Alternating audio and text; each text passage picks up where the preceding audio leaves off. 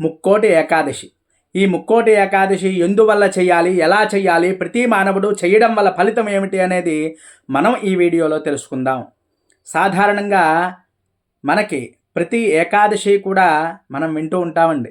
కానీ ఏకాదశులన్నింటిలో కూడా చాలా గొప్పది ఏది అంటే ఈ ముక్కోటి ఏకాదశి. ఎందువల్ల దీనికి అలా చెప్పబడింది, అంత ప్రాధాన్యత అనేది చూద్దాం.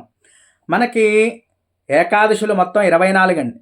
24లో కూడా గొప్పది ఈ ముక్కోటి ఏకాదశి. దీనిలోనే ఉంది కోటి అనేది. మనకి ముక్కోటి ఏకాదశులకి ఎందువల్ల అంటే అంత ప్రాధాన్యత ఎందుకు అంటే 33 కోట్ల దేవతలు కూడా విష్ణుమూర్తిని ఆశ్రయించుంటారండి. మరి ఆ విష్ణుమూర్తి యొక్క అనుగ్రహం ఈరోజు మన మీద ఒక్కసారి ఆ విష్ణుమూర్తి దృష్టి మన మీద పడినట్లయితే మనం తరిస్తాం, మన వంశం అది కూడా తరిస్తుంది.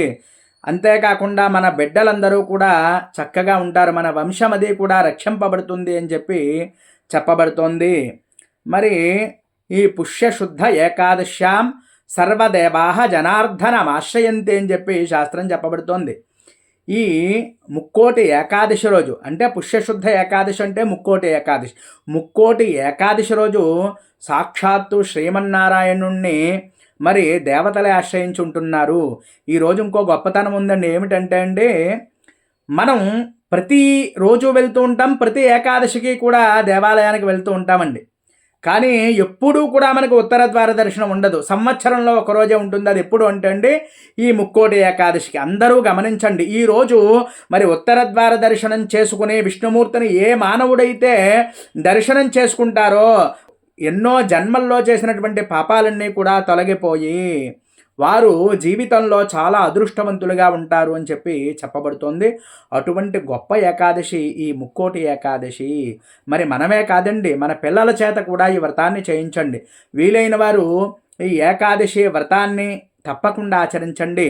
ఎందువల్ల అంటే ప్రతి మానవుడు చేయవలసినటువంటి వ్రతం ఏదైనా ఉందా అంటే అది ఏకాదశి వ్రతం. ఈ ఏకాదశి వ్రతం అంటే ఉపవాసం చెయ్యాలి, జాగరణ చెయ్యాలి, ద్వాదశి పారణ చెయ్యాలి. ఇవన్నీ కూడా ఎలా చెయ్యాలి ఏమిటి అనేది నేను మీకు పూర్తి వీడియో అయితే చేసి దాని లింక్ అయితే ఈ వీడియోకి నేను కింద పెట్టడం జరిగింది.